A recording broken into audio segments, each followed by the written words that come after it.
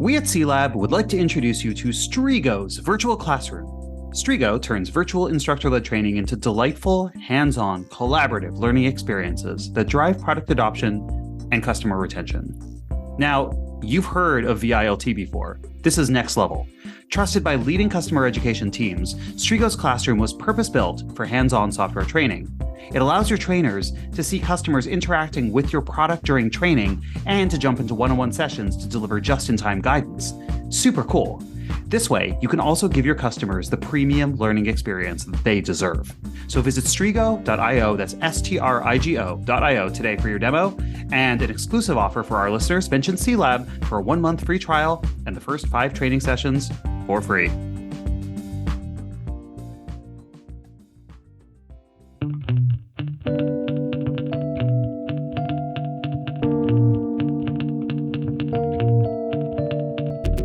Hello and welcome to CELab, the customer education laboratory. We're always exploring how to build customer education programs, experiment with new approaches, and exterminate.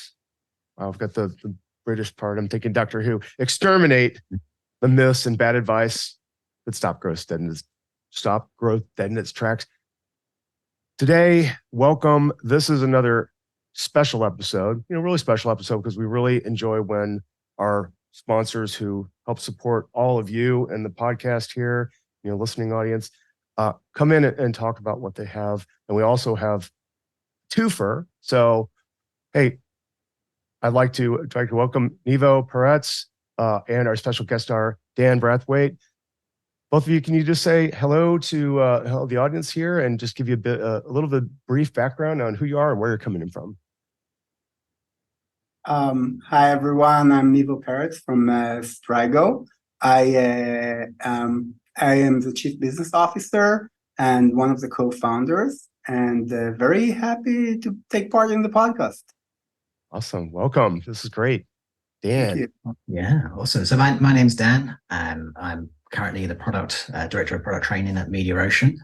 Been in the role now for a couple of years. Been at Mediaocean for almost 7 years now. And I manage a team of global trainers and training operations specialists who coordinate and analyze our efforts to ensure that we continually evolve our service to create the best possible experience that we can. Fabulous. Okay. I can't think of more fun we're going to have today, because this is how we like to roll when we're talking about platforms, and then we're going to get into actual use cases. And maybe you'll definitely tell us, but maybe show us what's going on. So welcome aboard. Great. All right. So as usual, I like to do a little bit of a warm up. Today, we do our International Day of. This is even more of an international episode with 3 of us coming in. Where are you both coming in from again? With a city and country? Nevo, are you in Israel? Yeah, I'm in Tel Aviv, Israel. Wonderful. And Dan, you're what part of the UK are you at?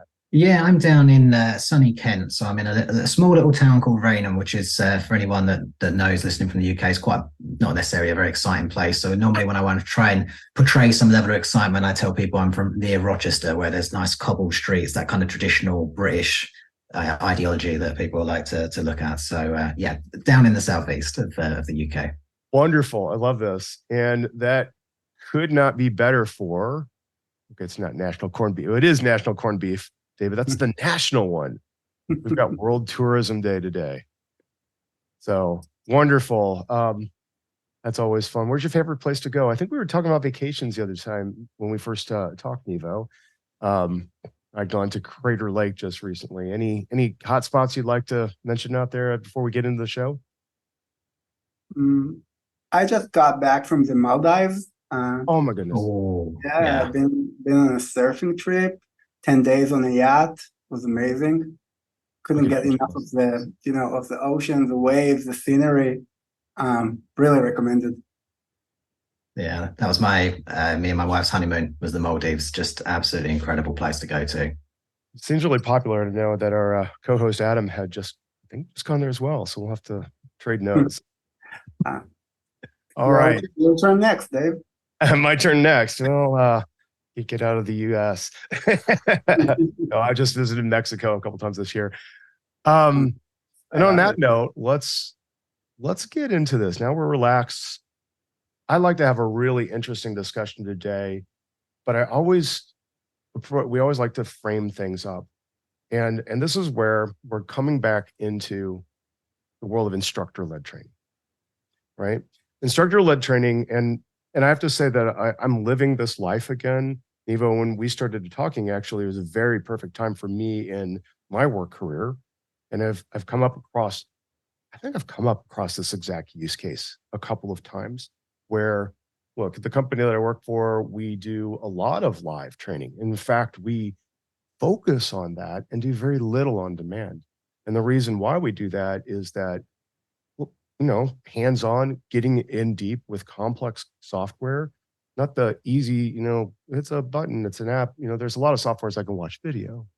But in this case, we really want to go deeper. We're going to talk about what happened a few years ago. We had COVID. This transformed and really challenged us as educators to think, we're shifting to virtual, right? We're going from live training, instructor-led training classroom. I can come by, hey, how you doing, Evo? Dan, oh, yeah, Dan, you really did something cool there. Tell us about it. We can walk around and we can engage, and we can see each other. And there's a lot more cueing and things that drive engagement. This is why we love training. Well, sometimes I've been in trainings that are not so fun. But with that shift, and that shift that we felt, okay, now we've got a problem. We've got to deliver remotely. Ouch. How are we going to do that? Well, we're on Zoom. Okay. That was a lot of that live training. Then, but now we're accepting, like my son, who was on school during that time with his feet kicked up, the camera off and the microphone off, and dancing to himself, lower engagement, no effectiveness. Okay. So now get to the more commercial part of it. Shouldn't be like this. We shouldn't have to struggle. We need tools that can help us in a world where every single problem has software built to solve it. Now let's talk about remote customer training, right? That should not be any different. And here's where, Nevo, I think you're excited now to talk. This is where we want to introduce a new approach in VILT. Yes. So I'm going to cut it short, and let's, Nevo, why don't you talk a little bit about Strigo? I wanted the audience to hear what this is. Tell us how it's cool. What are you trying to do with the platform? Sure. So maybe I'll give a bit of a background and tell you that Strigo was founded in 2017. And before we founded Strigo, we had a consulting company. We were doing a lot of DevOps consulting, helping companies migrate to the cloud and build their infrastructure. And we were doing most of the work from our office, but when it came to, and we implemented different tools and solutions for these companies, but when it came time to train the employees at those companies on how to use the tools and solutions that we implemented, it was really hard to do it remotely. And we found ourselves traveling all over the world to customer site and, training, boots on the ground, doing hands-on training in classroom, in physical classrooms. And it wasn't efficient. It wasn't scalable. It was, we've all lived the life of constant travel. It's not fun. You waste so much time on travel, on accommodations, on, time and money. So we were looking for a more effective way to do it. And all the solutions that existed back then we did what everyone does when they go to remote training. They use the meeting tools that they use and try to deliver remote trainings through that. And we found the experience a bit like how you described your son's experience when learning. As an instructor, you feel like you're speaking to a void, a lot of black boxes, and you don't get any input from the other side. And we thought, we're strong believers in hands-on training, that if you want to master a solution, a product, you really need to practice hands-on, work hands-on on the software itself. And it was really hard to operate this show and do process remotely.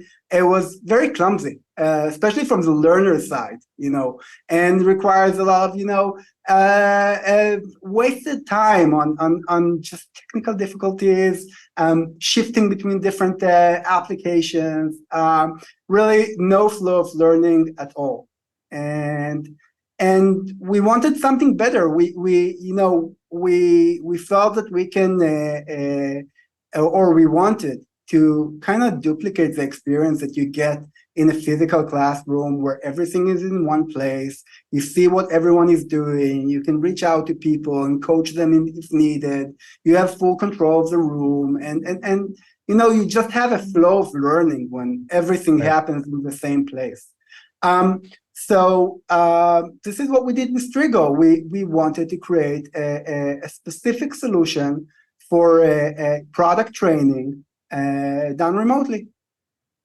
Okay, that's great, because can I take you back for a couple questions on that, and then I'd like to thread us through a discussion about how these platforms are really cool. And when I see Strigo, I'm like, okay, now this is solving a fundamental problem that I've had for a really long time as a trainer. But that creeped up on us. What point in time was this when you really had this revelation, like, we've got to build our own? You know what I mean? Yes. So it was around that time of 2016, 2017. Like we did a lot of, as you do with a startup, you don't leave your day job before you have like a solid plan.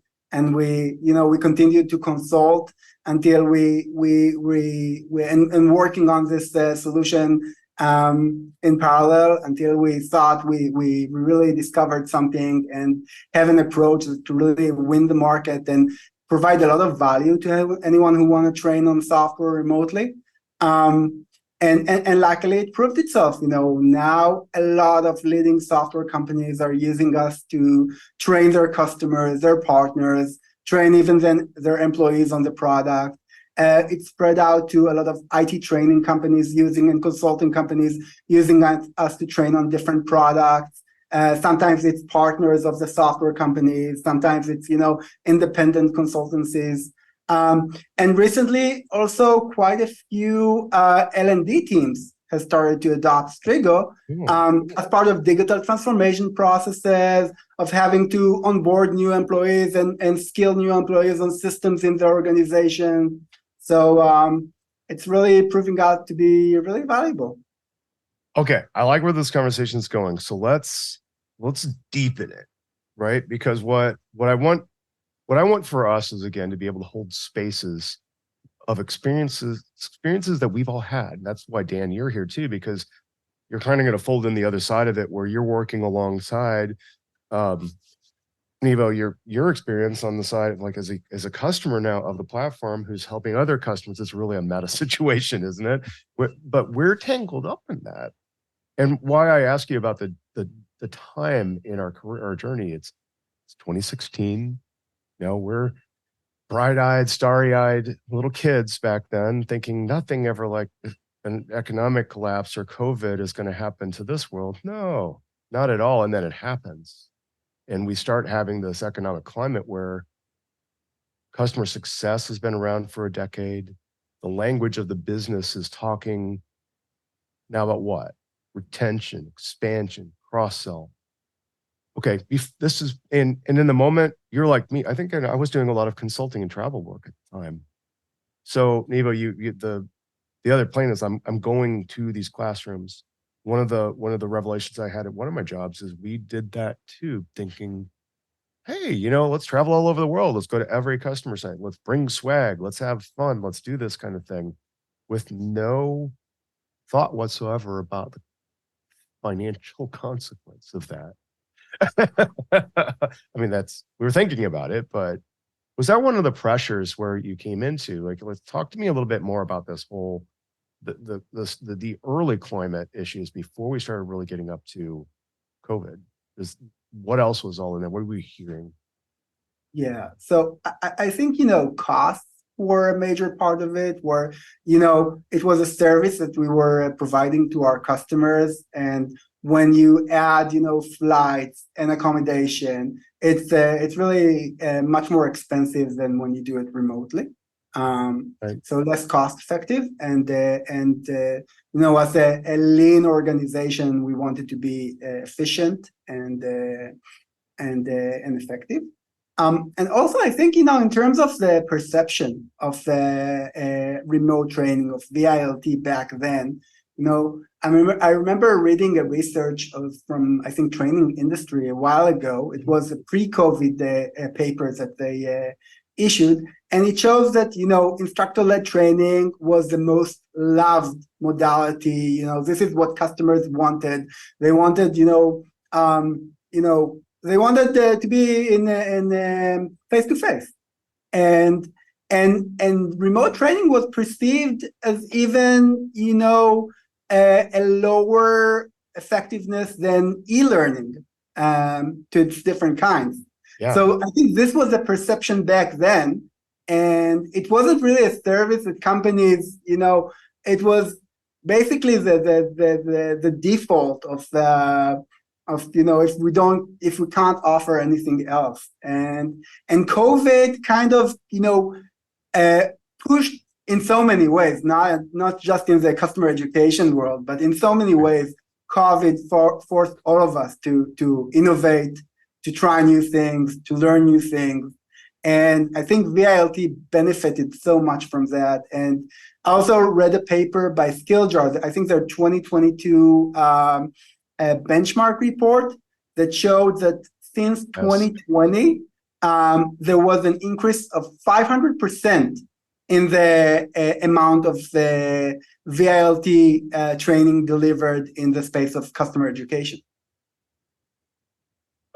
I mean, this nails it. So let's thread through this. And again, Dan, I'm going to ask you a question now from the customer of the vendor point of view, right?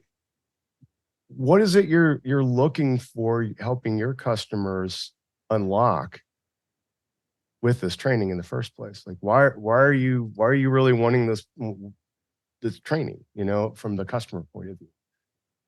Yeah, I think a lot of what we've experienced is very similar to what's been mentioned. We were that organization that was flying here, there, and everywhere to go and deliver that live hands-on training, which was incredibly well received. Our survey responses from clients, they were very happy. They really enjoyed it. So for us, we started to see a little bit of a trend occurring towards the back end of 2017, 2018, where some of our clients, some of our products were becoming more global. So we weren't going to places we weren't going to fly to because of the cost implications to not only us, but the customers were too high.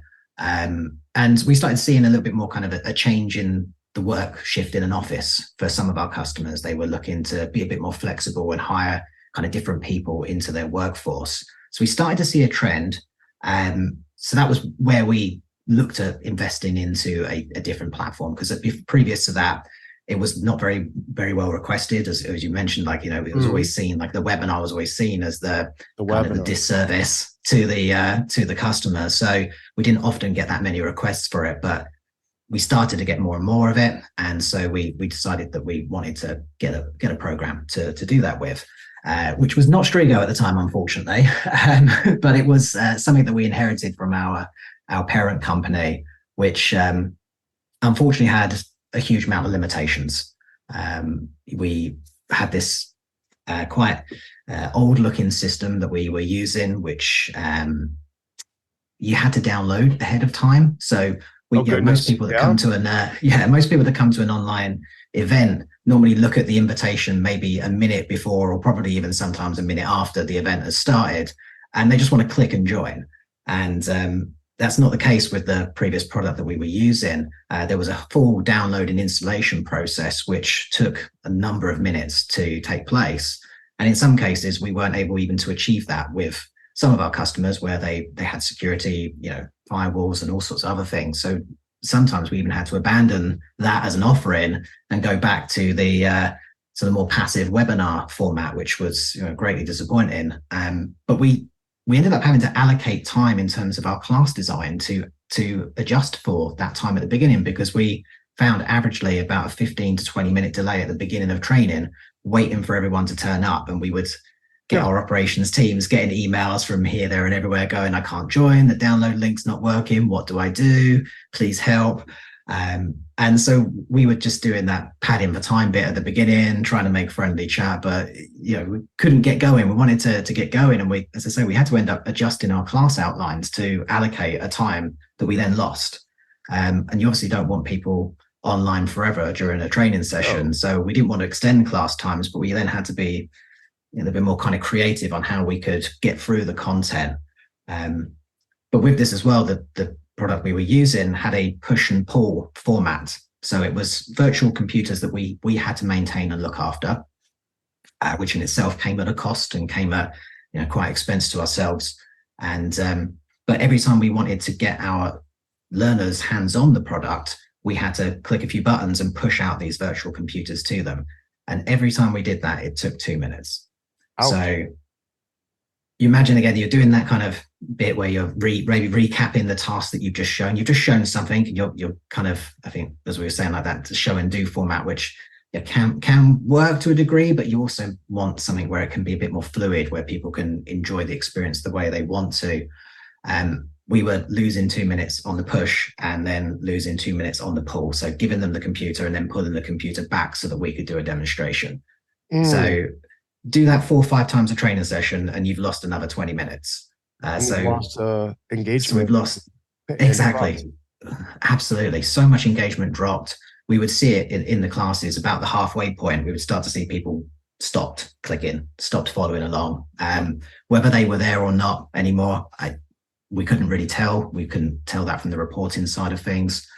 And so there was a lot that we had to kind of work around. And we started to see that in the feedback. Like we did see a bit of feedback around they enjoyed the fact they could get hands-on. Yeah. But we were starting to get all of these comments around this isn't great, can't download. Our clients were telling us like this is not a great experience at all. And that was pre-pandemic. So then the pandemic kicks in, and suddenly, when obviously, like everyone, we're trying to adjust to the new ways of working, and we really wanted to scale. Very euphemistic way of saying trying to adjust to the new way of working. Our hair's on fire. Come on. Yeah, exactly. Yeah, the world's burning, but I'm okay. It's like the meme, isn't it, with the fire around the house? Fine. But we really wanted to provide that level of service, or at least a better level of service than that. And we were limited by other things. So I think when we were looking at making the experience better, we weren't just thinking about our customers. We were also thinking about ourselves. The software was very clunky to use for our trainers. Our operations teams struggled with it because we could only ever schedule 4 classes at the same time, and we were delivering dozens of sessions at the same time. So that was a huge problem for us, particularly at the beginning of the pandemic. We had to pick and choose which classes we would make hands-on and which classes we wouldn't. So we knew full well that some of our class range was going to be decently received, and then the rest of it was going to be this more passive webinar experience, which we knew we were going to get hit on in terms of our feedback from our customers. And we saw it, like the points difference. We use the NPS scoring metric. The points difference was like 20 points plus between the two methodologies. That's substantial. So we knew we weren't doing what we wanted to, but we were limited. And so there was that. And then the kind of final bit was that the organization providing this software had no support whatsoever. Like most of their support specialists we spoke to weren't familiar with the product. And I think that's probably the nicest way of saying it. They weren't too familiar with the product to assist us in any way. In fact, when we eventually met with somebody from the customer success team, they were showing us slides about a completely different product that we weren't using. So there was a lot of factors that made us go, okay, this isn't what this should be at all. And we desperately need to change. And that was why we decided to start looking out there at what's on the market. Okay. I can't say you've done the best job ever of setting up the space. Okay. Now I feel the pain. That's what I'd hoped for, because we're going back in time a little bit and we're talking about the emergencies. Well, definitely COVID was one, but the emergence of new tooling and technology like Strigo that now we're going to spin forward a little bit. I'm trying to definitely pull out the pain. That's what I want us to all go, oh yeah, I remember that. Oh my gosh, do I remember that? I want, I'm putting words in your mouths, I want my customers to be engaged and to get value as soon as possible with my educational program. Training can take all kinds of different ways, but like you said, Dan, and Nevo, like, a webinar is a webinar. It's usually an informational session where it's low engagement. People aren't really doing much. Cool, it's fine. But what we're talking about here, what we're talking about the customers that you've engaged with and I've engaged with and I do every day, is that they want facility, ease of use. I want to click a button. That's the Mac world. Look, the button does it. Everything else is taken care of.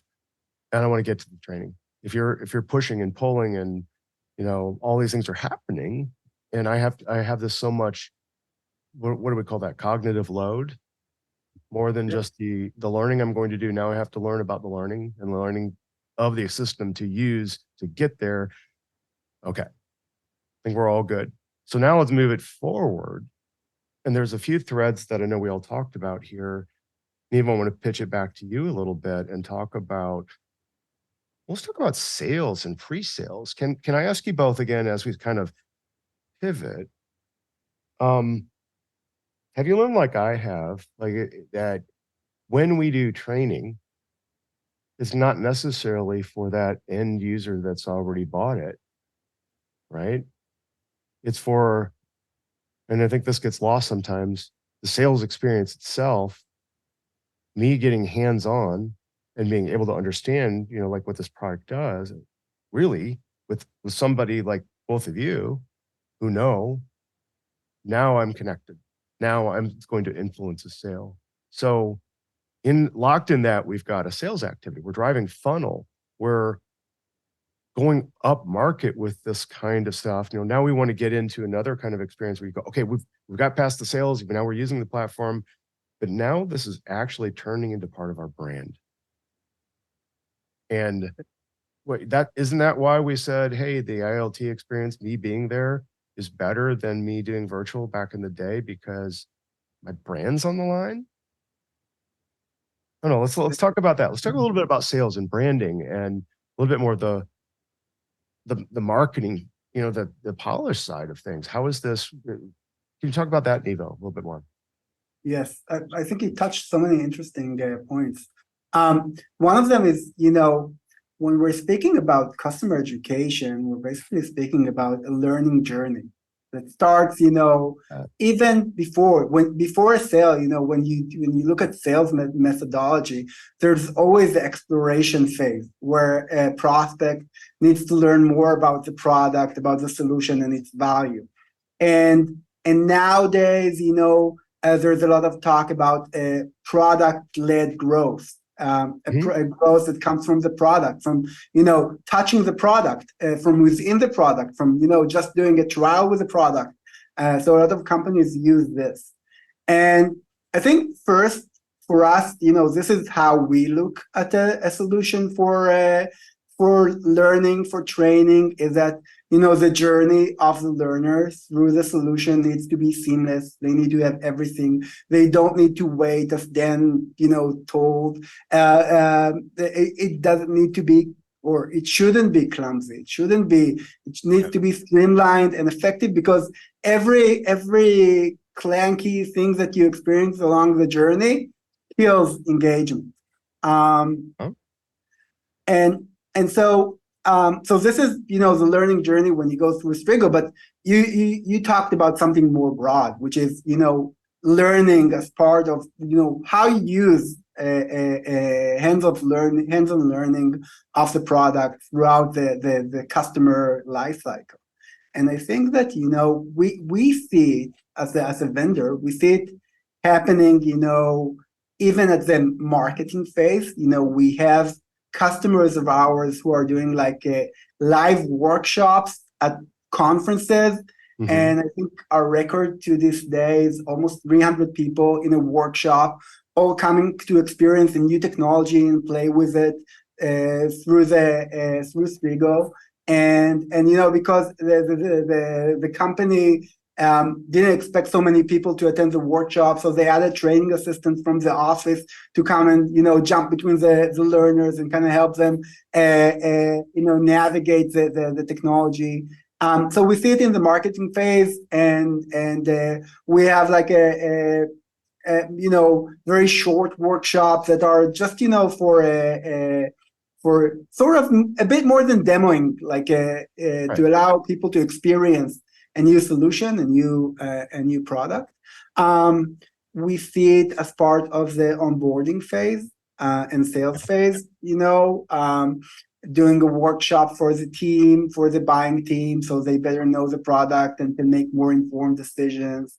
And then part of the onboarding phase, where you really need to train the users that will have to use the solution within the company. And we see a lot, like it's a totally different thing, but we see a lot of companies treat education as a subscription service that is part of their services. So they want to offer this supermarket of different training and learning experiences. So if they have the courses for onboarding, and they have the master courses for people who are already experienced with the solution but want to increase their expertise and learn new things, and maybe be able to do more with the solution. So we see it, in terms of the customer journey, we see it throughout the customer lifetime. Education is a key part of it. And it's really, as you said, part of the brand, because it's a key experience that the learner, the customer has with your brand. Learning is a very, important and it's a strong experience. If you're coming to learn something and it didn't go well, you take that disappointment with you. So our customers see it as a way to strengthen the relationship with their customers, to bring them, immense value, and use it to drive growth, to drive customer retention, expansion, CSAT, and I'm sure Dan can share, his experience, but we see amazing KPIs from our customers. Yeah, Dan, can you jump in on that? Let me jump in before you do, but Dan, I'd like to hear more about that, the back end of that. But so what you've said again is we've had a pivot. We've had a really big pivot. We're looking at the future of virtual instructor-led training, where it could be fluid. Like you were mentioning, I think you were mentioning, like, hey, you were at a conference, but I could still use the same technology there and to expand to more people that I didn't expect to show up. Or I have that premium branded webinar that's in part of my sales funnel that people come in. I do this thing all the time. I do a workshop and we're doing all kinds of work together. It's really hard when I can't actually easily get my students to touch. That's why we have these products, right? And now you're seeing the product helping grow the foundation of the company itself. We're driving activity into our pipeline because we go, hey, I had Nevo and I had Dan on, and they actually engaged with the product and they did all these things and they came out of it with a little badge, and they don't even own it yet, but now they're brand advocates and they're really excited about it. They go back to my boss, hey, boss, I want to buy this thing because I touched it, you can do it too. And now and you know what, like the reason I'm dwelling on this a little bit is because, look, I'm from Missouri and our motto was show me, right? And even more, I want to see it, I want to touch it, I want to do the thing. It's not real until it is. That drives sales so much. And I think in training, we've always been more like, nope. You'll get the training afterwards. So just sign the deal. And now you've got it. And now you get in and the experience is not what you came for. And that messes us up too, because we can even get into, hey, look, we want to make money off of doing this. This is a monetization play. We need to do more the training in and of itself, the experience of it is a product. And I think like for us, like the branding thing is such an important thing because our range of products are the industry standard. Like that's who we are. So there's an expectation of this brand being able to deliver a level of service at a certain level. And using the previous product that we had, we were not delivering a service that we were proud of at all. And I think you mentioned as well, like the fact that quite often from a training perspective, we're almost like the first people that come into contact with the customers. In most cases, we are. Obviously we've got the customer themselves that have purchased the product, but then we see tens of thousands of learners, and that's who we're interacting with. And we are our organization. Like I am Mediaocean, I am the face of it. And what I'm presenting to you and what we're experiencing is Mediaocean as far as you're concerned. And so to have an inadequate product and that causes all these problems just takes away so much from the experience. And you never know who that next customer is going to be. It could be somebody that you're training today who in a few years' time goes through the ladder, goes and starts their own startup and now wants to engage in your services. You never know what's going to happen. So you always want to provide just an amazing experience if you can. These all resonate on so many levels, because what you're saying, what you're saying too, is also evocative of something we've been struggling with in education in general. The fact that I'm not just, and this is going to say it in a negative and pejorative way, I'm not just a training monkey, right? I'm not just I've been the trainer before that did the training. Okay, now do this, now do this. Why? I don't know. Now do this, now do this. Now, what you're saying, what both of you are saying here is we're leading our organization. We're first contact in some way with the masses. We're now engaging with them as their trusted advisor and partner. We care.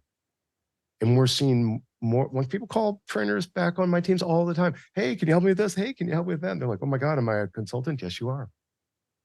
That's part of the value we deliver. So I wanted to land on that before we started to pivot off and talk maybe more use cases. But Nevo, I wanted to ask if you want to go any further into where, your storytelling, fundamental like pieces, is there anything you could show us or tell us that would really get into the how this platform works differently and solves a problem?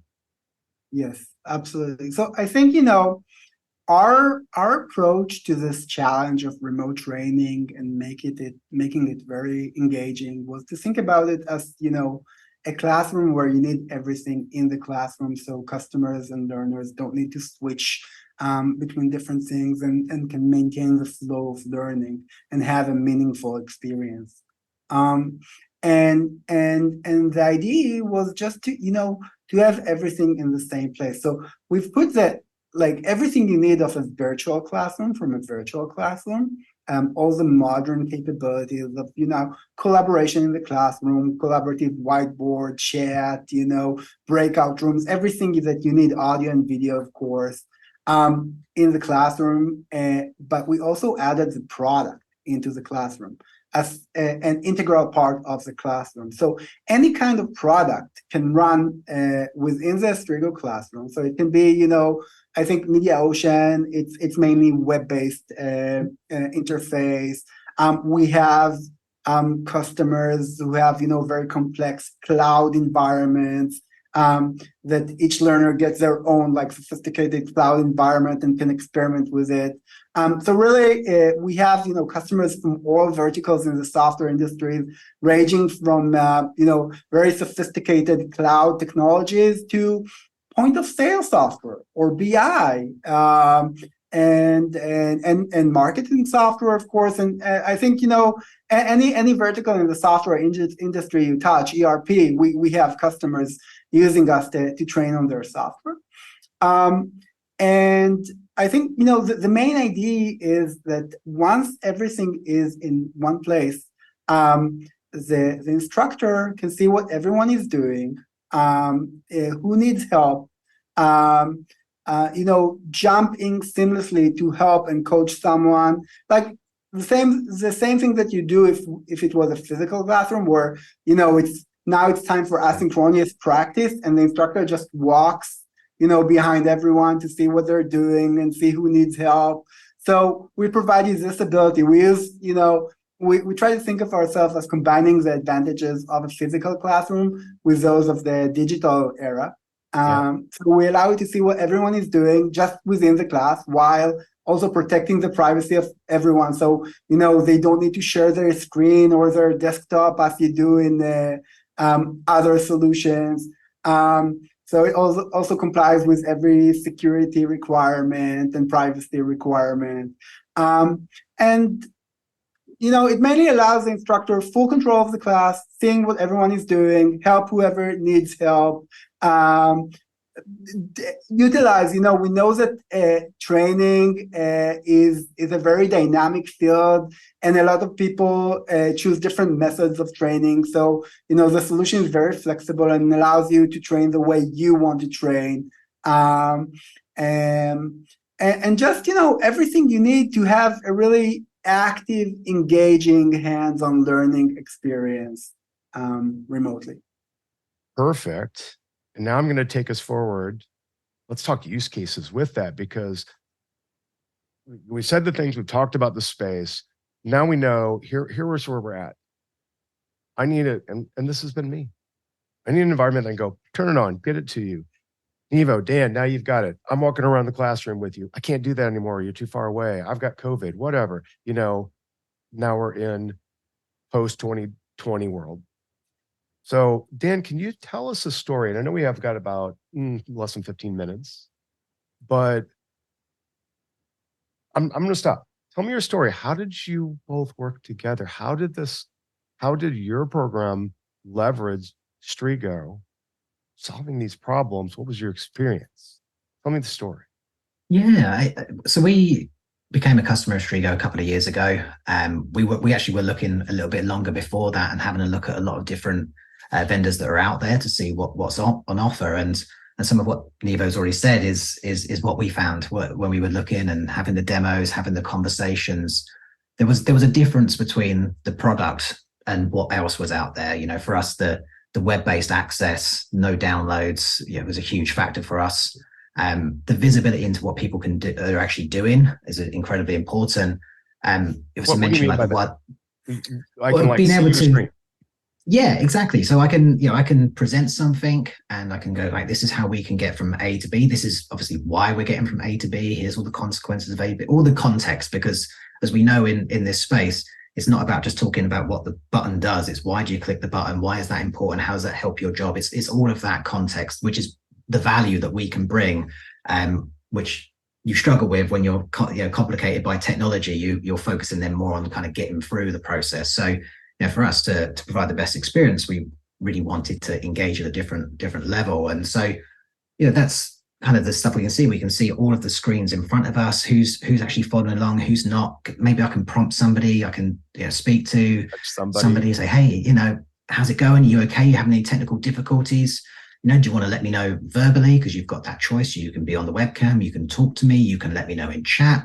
You can also talk to me privately in chat. You can send me a message. Maybe you're somebody who's completely new to this industry that's very nervous, and anything that is new is always scary. And so we're teaching somebody a brand new product, potentially in a field they've never worked in before. So we want to make sure they're very comfortable to be able to reach out to us in whatever way they feel comfortable. So they could send us a private message and go, yeah, I didn't get that instruction. Could you help me out? And we could go one-on-one with that person. We can just say to the group, hey, look, let's keep working on this. When we maybe have another go at that bit of repetition, I'm just going to go and have a chat with somebody and let's go and figure it out. And I could go and talk to somebody and say, how's it going? You okay? And we could privately enter a space where we can work together and figure out what we need to do to cater for that person, because we want everyone to be successful in that training session. So there's that facility, as well as engaging the group in different ways. And again, we talk back about the timing saved. We don't have the download at the beginning, so we've saved up to 20 minutes. We haven't got the pushes and pulls because it's very seamless collaboration going on. We've pulled back time, so we can then redesign the class experience, which doesn't necessarily mean add more content in, because that's not what it's about. It's not seeing how many things you can throw up against the wall and see what sticks. It's about the engagement piece. It's actually having a proper introduction where you can get to know the people that you're training. How long have you been in your job for? Have you got any previous experience? Have you actually used the software before in any capacity previously? All of these things we know help us leverage the experience, because if we've got somebody who has used the software a little bit, perhaps we can get them more involved in the chat. We can say, well, okay, let's put a question out to you as a group. We've got some people with different experiences here. Maybe you can answer this and you can lead me a bit here, or somebody's got a question. I think somebody on this call might actually have the answer to that question. I'll give it a moment and see if anyone has got that. And it just makes it such a much nicer experience all round. And we can focus more on the repeating of tasks as well. Again, rather than adding more in, we can do a task. Is everyone comfortable with that? okay, you now want to have a go. And that's always a great opportunity as a trainer to grab your glass of water and sit back for a minute. But you can then switch it to them, have a look on the screen. How are they getting on? Are they, and again, you have the same process. You can get the chat messages come in, you can collaborate one-on-one if you want to. So all of that experience is fantastic. And that's from the product side. Right. What we also found is the partnership, because I think that's the really important thing here, which is, we didn't just find an absolutely superb product that worked really well for us. We found an organization that was interested in us as a business. They wanted to know what we did, what we existed for, what we were trying to achieve. And they wanted to go on that journey with us so that we could both evolve together. Like if we had suggestions, could they help us with that? And that was something that we saw really early when we actually joined and signed up. Was we wanted to create an experience where we limited the amount of attendees that we had to a certain level.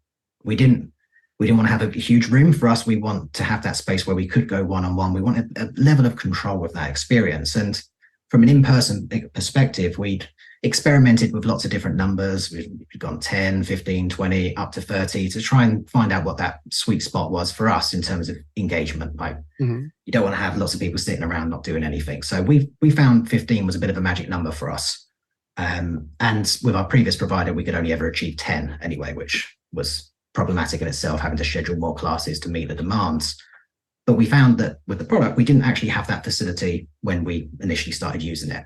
So we were possibly open to having those very large classes that we didn't want to do. So we reached out, we said, hey, there's this thing, we really want it.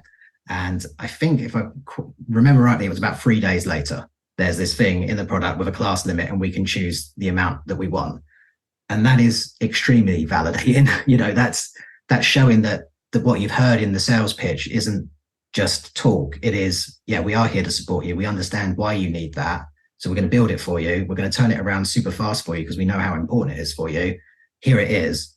And it works. And it's not, there's no fluff with it. It works. And so for us, that was absolutely fantastic. And it led us to go in other directions, kind of outside of Strigo, in terms of creating calendars and being able to provide more of a self-service experience to our clients so they can sign up for training, because we know we've got a 15-person limit. So we know we're never ever going to max out on that. So we can build a calendar solution, have all the Strigo classes in there. People can sign up themselves. They can cancel. They can move to other classes. We can do all of this stuff, taking a bit of the weight off of our teams in order to support our customers more. So that was really quite a lot of it for us, and the impacts of it we saw in the results. We saw a 7% increase in terms of our learner feedback. They were so excited that we changed. A lot of clients called it out, particularly in our surveys as well, which was quite funny because we have our survey and we tend to find a lot of our trainers get called out by name in the survey.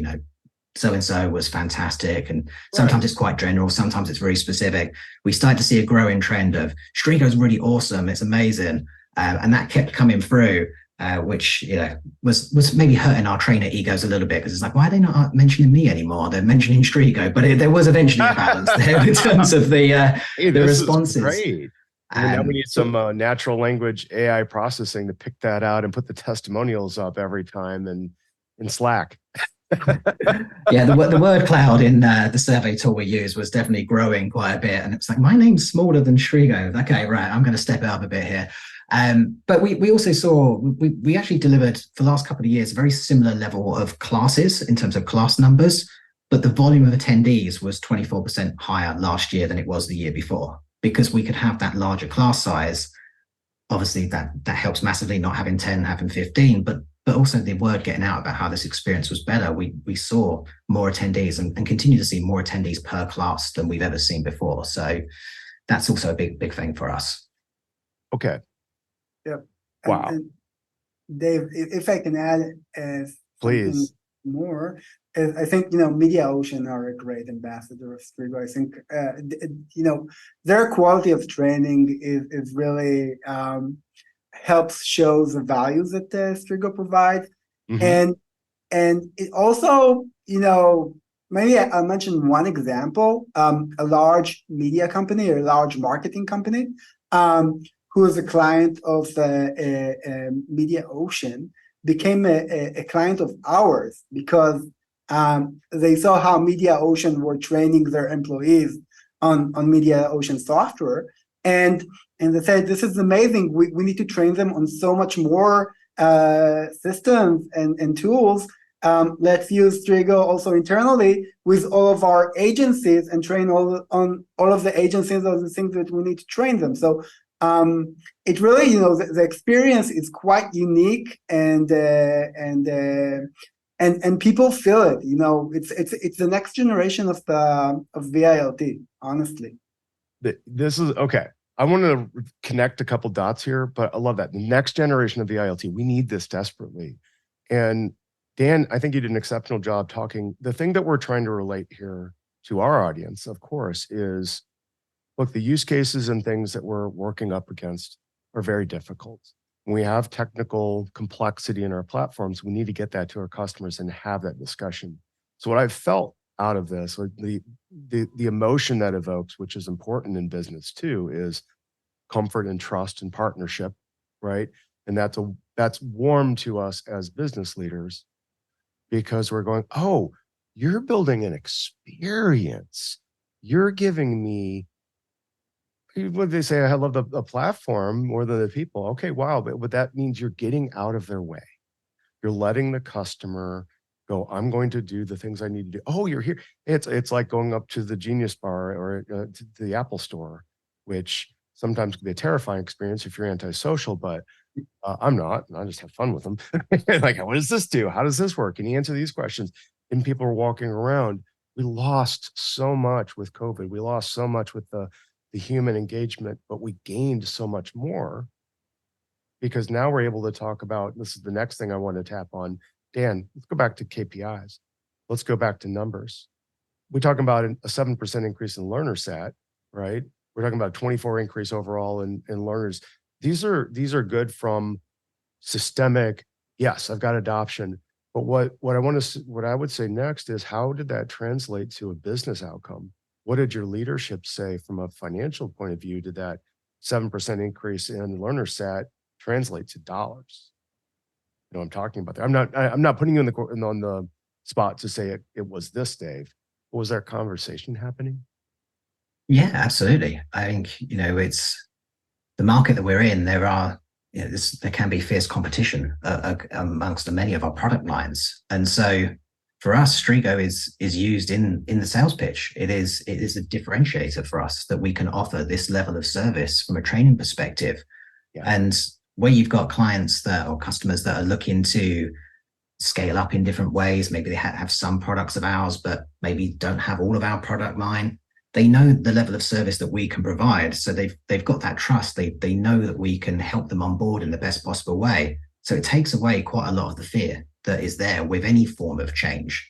And so with that, we're able then potentially to, well, again, won't give away numbers or anything like that, but we're able to upsell potentially more because we've got this fantastic service that works. As I say, that we talk about massively in our sales pitch, that this is the level of service people are going to get as soon as they sign on the dotted line. So yeah, it's made a tremendous impact. Okay, Nevo, again, I'm not trying to put either of you in the spot, but what I'm trying to invoke here is that the conversation that we have, bringing new products and platforms into our space for education, we should talk less about seats, and this is future state. We talk less about, hey, these people in class, and these are my numbers. Like, don't care. What I care about is that my CEO comes to me and says, Dave, how's this investment and this ROI coming out, man? And I go, I've seen a 20% uptick in organic growth in account by people wanting to go through this program. I've seen a 15%, do you have any other stats that you're seeing coming out of this? Yeah, I guess one of the other ones that we see is the difference between non-trained and trained. And that we see in our product NPS scores, which we did earlier in the year, and we saw a 20-point difference between trained and untrained. And that's trained in Strigo, because that is what we were looking at, as who's been trained live by ourselves. Cohort group, yeah. 20 points higher than people that haven't been trained, which it seems like one of those things that when you say it out loud is like, that's really obvious, right? Because if you haven't been trained in a software, or you've not had a great time trying to learn it yourself, of course you're going to be a little bit more maybe resentful in that software. Whereas when you've had this premium service, you've learned so much, you've engaged so much, you've had that care and that consideration in that service that you're already brought in at a much higher level. And so, yeah, from a product NPS perspective, we see that. We see, I say, 20 points higher early in the year was what we saw from just doing live training through Strigo. Any other thoughts, Nevo, on your end of things more generally from your market? Yeah, I think, our job is just to unlock the potential of, trainers, instructors, and just, remove any obstacles from their way so they can deliver remote training and the same efficiency and effectiveness of, instructor-led training or physical training. And the results are, as Dan mentioned, we see our customers report, things like 30% more engagement, 10% more customer satisfaction from training, higher retention rates, expansion rates. So, we all know the impact of education, and we just unlock that potential. We see this as our main focus, and partnering with companies like Mediaocean, who, we're a learning organization ourselves, so we learn from thought leaders like Dan about what are the needs in the market, and we're trying to be fast at delivering to these needs. We are trainers ourselves, so we know how critical it is when you have issues, when your learners have issues. So we provide 24/7 support because we're a solution dedicated for training. So we make sure that no technical obstacles interfere with your training.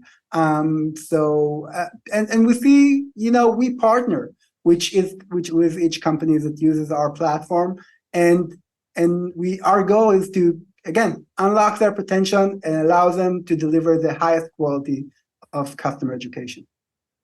It's huge. Okay, I feel unnatural. We'll start winding down here, but I do want to make sure we haven't missed things that were really important to talk about. I think, Dan, one topic you had was shorter class offerings. There were like, how does this impact change management efforts? There's any other thoughts before we, and this is for both of you. Yeah, I think, so certainly the class offerings, because for us, we've got a growing range of products. We've got a lot of tools, and we want to make sure we provide the best experience we can. So not all of our products need a longer format session. We can get there in a much shorter space of time in the same level of experience. So obviously we weren't able to do that in the past. Now we can provide a high level of service in a much shorter form. And where we're looking to migrate so many of our customers over to our newer platforms, we need as much flexibility as possible in terms of delivery. I think, listening back on recent episodes, Alessandra's episode around change management, there's something that we're focusing a lot on at the moment. Is we've got hundreds of thousands of users potentially moving from systems to other systems, and that is a lot to manage, and we need to design a learning experience to help them through that process and not be held back by anything else. We want that complete flexibility. Is it a short class? Is it a long class? Are we going to do this here? We're going to do that there.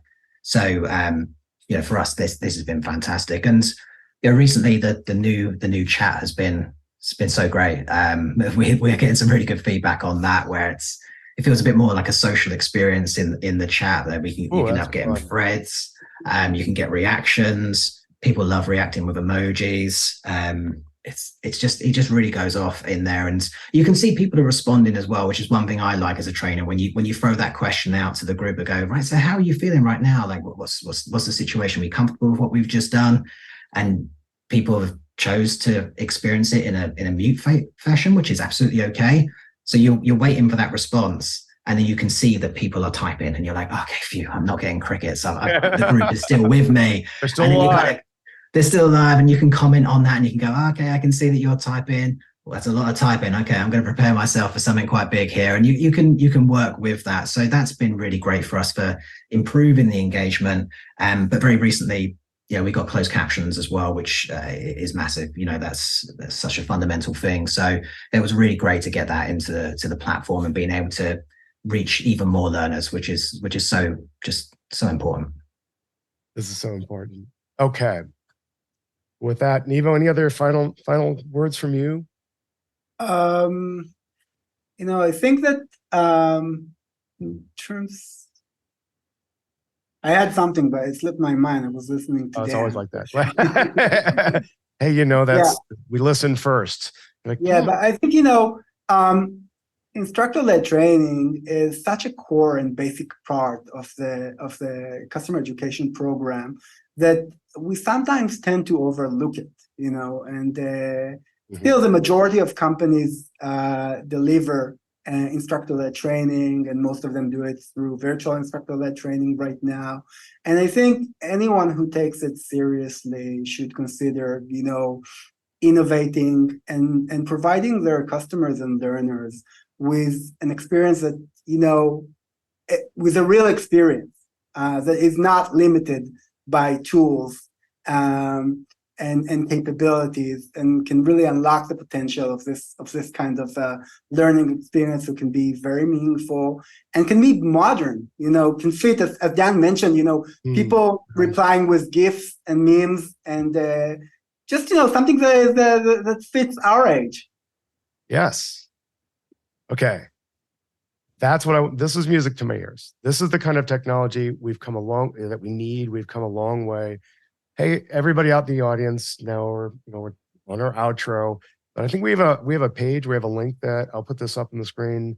Strigo is spelled STRIGO. The website is www.strigo.io/CELab. I'll give this a little attribution, right? Yeah. Dan, we can find you at Mediaocean. Both of you are on LinkedIn. Here's what I'd say for the audience in my summary.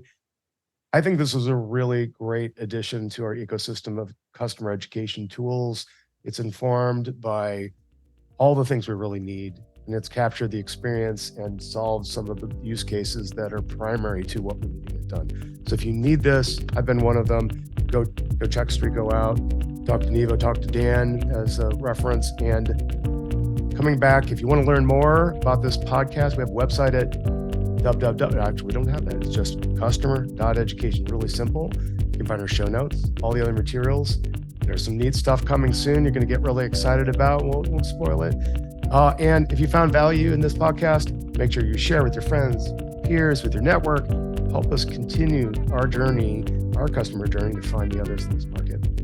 Thanks to Alan Coda for providing our amazing theme music, and please give us a 5-star rating on Apple Podcasts or wherever you are in the world. It really helps out the algorithm and it makes us happy. Thank you all for joining us again today. Get out there, educate, experiment, and find your people. Thanks, everyone.